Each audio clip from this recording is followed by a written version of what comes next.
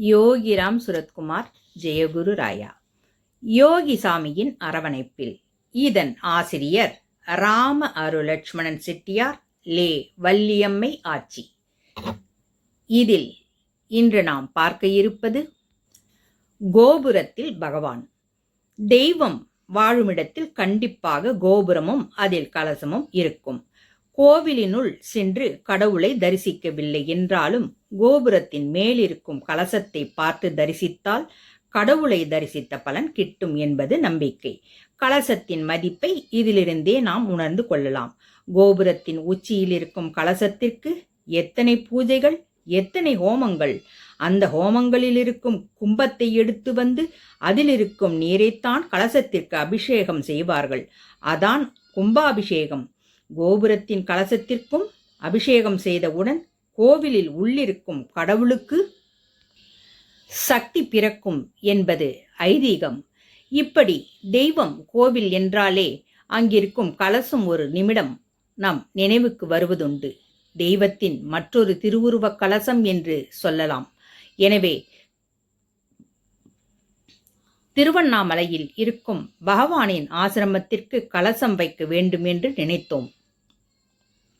அதனை பகவானிடம் சொன்னபோது பகவான் ஆசிரமத்திற்கு முதலில் வைக்க வேண்டாம், ஆசிரமத்தின் ஆபீஸ் ரூமிற்கு முதலில் வைப்போம் என்று அனுமதி அளித்தார்.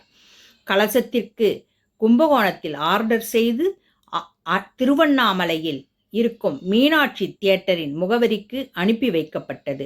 பின்பு அங்கிருந்து ஆசிரமத்திற்கு கொண்டு வந்தோம். ஒரு சிறிய மரப்பெட்டியினுள் அந்த கலசம் தனித்தனியாக இருந்தது. இதனை பார்த்த சுவாமி இதை என்ன செய்ய வேண்டுமென்று ட்ரஸ்டி மணியிடம் கேட்டார்கள். அவருக்கு எதுவும் சொல்லத் தெரியவில்லை. உடனே சாமி, சரி செட்டியாரிடம் கேட்போம் என்று என்னை அழைத்தார். மணியிடம் கேட்ட அதே கேள்வியை என்னிடம் கேட்டார். நான் கலசத்திற்குள் வரகரிசி போட்டு கலசம் பூட்டப்பட வேண்டும், பின்பு பூஜை செய்து அதனை பிரதிஷ்டை செய்ய வேண்டுமென்றேன். உடனே சாமி என்னை வரகரிசி வாங்கி வந்து பூஜைக்கு தயார் செய்யுங்கள், மாலையில் இந்த பிச்சைக்காரன் வரும்பொழுது எல்லாம் தயாராக இருக்க வேண்டும் என்று கூறினார்கள். நானும் மாலை நேர பூஜைக்கு அனைத்தையும் தயார் செய்து கலசத்தையும் தயார் செய்து பகவானின் வருகைக்காக காத்திருந்தோம். கலசத்திற்கு பட்டு துணி கட்டுவார்கள். அதற்காக மணியிடம் சொல்லியிருந்தேன். மணி கலசத்திற்கு 5 முழம் பட்டு துணியை உடுத்தி கலசத்தை மொத்தமாக பட்டு துணியால் அலங்கரித்து விட்டார். அன்று தரிசனத்திற்கு 100க்கு மேல் பக்தர்கள் வந்திருந்தார்கள். பகவான் வந்து பூஜைகள் முடிந்தது. கலசத்தை பிரதிஷ்டை செய்தார்கள். கலசத்தை பட்டு துணி மறைத்திருந்தது. அதனை என்ன செய்யலாம் என்று என்னிடம் கேட்டு வர மணியை அனுப்பினார்கள் பகவான். என்னிடம் மணி கேட்டபோது அதனை எதுவும் செய்ய வேண்டாம், நாங்கள் அதை கழற்ற மாட்டோம் என்று கூறி அனுப்பினேன். ஒரு முறை அல்ல, 2 முறை சாமி கேட்டார்கள். நான் 2வது முறையும் அதனையே சொல்லி அனுப்பினேன். 3வது முறை பகவான் மணியிடம் செட்டியாரை இங்கு வரச் சொல் என்று கூறினார். நான் பகவானிடம் வந்தபோது, செட்டியார், கலசத்தில் திருவுருவம் தெரியவில்லை, என்ன செய்யலாம் என்று என்னிடம் கேட்டார்கள். நான் பகவானிடம், சாமி மன்னிக்கணும், நான் எங்கள் பழக்கத்தை கூறிவிட்டேன். கலசம் பகவானின் மறு உருவம், எனவே நீங்கள் எது செய்தாலும் அது ஏற்கத்தக்கதே என்றேன்.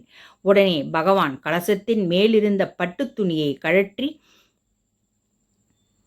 கலசத்தின் திருவுருவத்தை அனைவருக்கும் காட்டினார்கள். பின்னர் என்னிடம் கலசத்தின் அளவை எப்படி எடுத்தீர்கள் என்று கேட்டார். சிறு பிள்ளையார் கோவில் கோபுரத்தின் கலசத்தை காட்டி அளவு கொடுத்தேன் என்றேன். அதற்கு பகவான், ஓ, இந்த பிச்சைக்காரனை செட்டியார் கோபுரத்திற்கு கொண்டு சென்று விட்டார் என்று கூறினார். இப்போது பகவானை தரிசிக்க வேண்டுமென்றால் கலசத்தை பார்த்தாலே போதும் என்று எண்ணி மகிழ்ச்சி அடைந்தோம். யோகிராம் சுரத்குமார் ஜெயகுரு ராயா. இந்த பிரபஞ்சமே பகவானின் அரவணைப்பில் தானே. யோகிராம் சுரத்குமார் ஜெயகுரு ராயா.